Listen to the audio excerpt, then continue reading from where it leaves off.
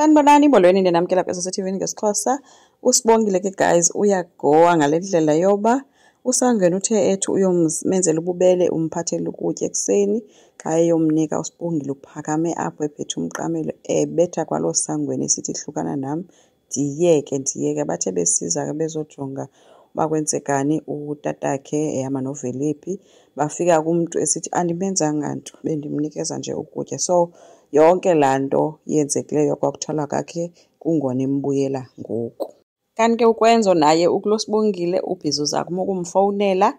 Sibongile ukhiye nje iminyango akavuli kwacango uzivalele. Bamfonele bancama ke noVelaphi. Uthi ke uVelaphi naye uyambona le nto yamtraumatise uSibongile and uthi sendide ndabe ndingumntu ommonelayo kuyo yonke le nto. But ndandingayazi uba yinto embi ngolu hlobo, ndandicinga nam nje ifanele yenzeke into yoba kuthiwe uyatshata but not ngolu hlobo. So ukwenza sithi ke into eyenziwe yilaa nduna nje ibuhlungu kuSibongile and apho ndingadibana khona andazi uba ndingayenza ntoni.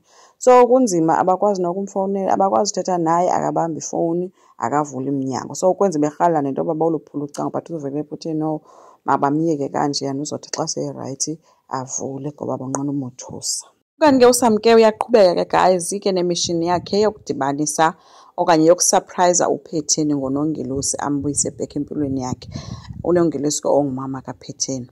So uthi ke unongelosi ibuhlungu into eyenzeka kuye noPhetheni because uPhetheni wayemuhoyile kumnandi kwangaba nguye wayempelesa ebeleke uVusi. Uthi ndim waqhawula kwa inkaba kaVusi konakala yonke into mhla kwazalwa ukwenzo. Uthi hayi ke zangaphinda amfune nokundibona ke uPhetheni. So uSamke besembalisela ke into uba abantwana bakaPhetheni benza ntoni, azofika kwiphathi yoba uwenzeni yena udlala i-netball and usistar and ungumntana othetha phandle. Othuke ke ngonongelosi uba kanti uPhetheni unomntana oyintombazana. Thuke naleyo ke abe sesithi ke uSamke kodwa ke umntana mna endivanayo naye endithethayo naye ngukwenzo. Ukwenzo umntana nje esiclose kakhulu naye and ke akavani noPhetheni ncam, ndicinga uba angavana nawe. Abe sesithi komnye hayi inoba ufuze mna ke lowo kumntana futhi nje udinga umakhulu wakhe xa injalo. uSamke umthuthuzeleke ngelithi ke unongelosi xa kukho nto ayidingayo angeza kuye angoyiki. Uthe komnye kulungile uyabulela uzawuva ngaye. uVelaphi yena guys ubiza zonke ke iintombi zaseXhopo zasendaweni uba makudityanwe phaa eMbalenhle apho kuzothethwa khona ngele nto yokuthwalwa kukaSibongile. Uyababalisela ke into yoba uSibongile ungumntu oseyisoyika nditsho nabo ngoku kunzima ukuhlala naye ngenxa yale nto. So le nto lena uthi yena ubona into yoba yinto efuneka ipheliswe.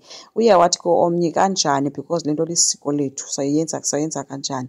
Wathi ke uVelaphi hayi bo sisi ngoba ibinguwe nje bukade usithi woyika nje uyokha amanzi emlanjeni utsho kanjani loo nto. Enye intombi yena uthe wena njengoba wena bukade unamabhongo sithi ufuna kuthathwe wena ngoku ngoba kuthathwanga wena so uhamba usithi ke ngoku mayijike loo nto. Uthi ke uVelaphi andalinto, ndiyavuma bendikade ndifuna kwenzeke loo nto kodwa ndithi mna ngohlobo eyenzeka ngalo le nto aseyiyo, ngcono ipheliswe and kufuneka sihambe intsini kulaa nduna siyoyixelela iindaba zayo uba le nto mayipheliswe ayikho rayithi.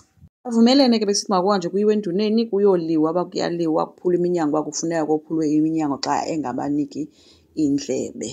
So induna ke iye yabiza abantu ke be-community yayo kwawudityanwa khona eMbalenhle apho afike wabaxelela ke khona ke abantu besithi ebebesithi bona le nto lisiko mayiqhubeke. Wathi no, le nto lena naye uyayibona uba irongo mayibe into epheliswayo so ziphinde ibe khona. And bethukile ke uvuma into yoba kanti nguVelaphi umntu owenze yonke le nto ngoba kaloku uNtombela ebemgxeka esithi wena noba uzawubhatala inkomo uzawuhlawuliswa ngoba umntanakho nguye owenze into yoba sibe namhlanje silele kule ndawo.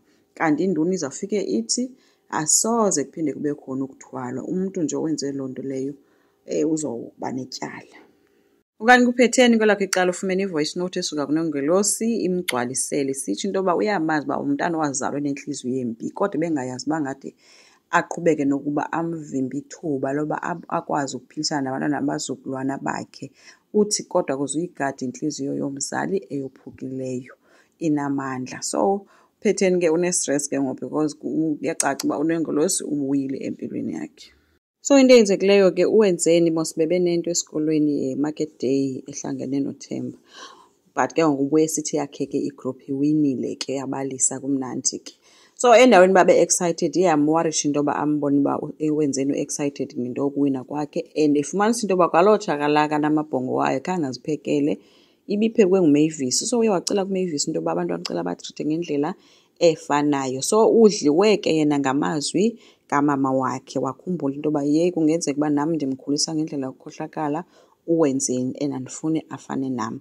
Kangaba ude waya kuwenzeni ebusuku eyombuza into yoba ingaba ungumama orayithi na, zonke izinto zenza rayithi na. Uphantse waphahluka ke but waphinde wabona uba makangathethi into kuwenzeni, wamshiya engumntana othi uyalala. Usibongile oko bezivalile ke guys, ubhizi ke wenza ii-drawings zakhe. USangweni uba angankqonkqoza uthi ufuna ucela uxolo ngento yoba ibimvusile ekuseni. Hayi, uSibongile akavuli kwamnyango, instead uthi apha avule khona wavuka simbuza into yoba uyaphambana noSangweni. Uyamshawuta uthi makohlukane naye, watsho wangena ekamereni wazivalela. So uye washiyeka utata uVumi esithi ke kuSangweni myeke, mxolele, awenzanga nto wena. So inoba ke uzothetha ube aphinde abe right. Enkosi, ngicela siqhubeke, subscribe, silike, singakhomenta futhi. Bye.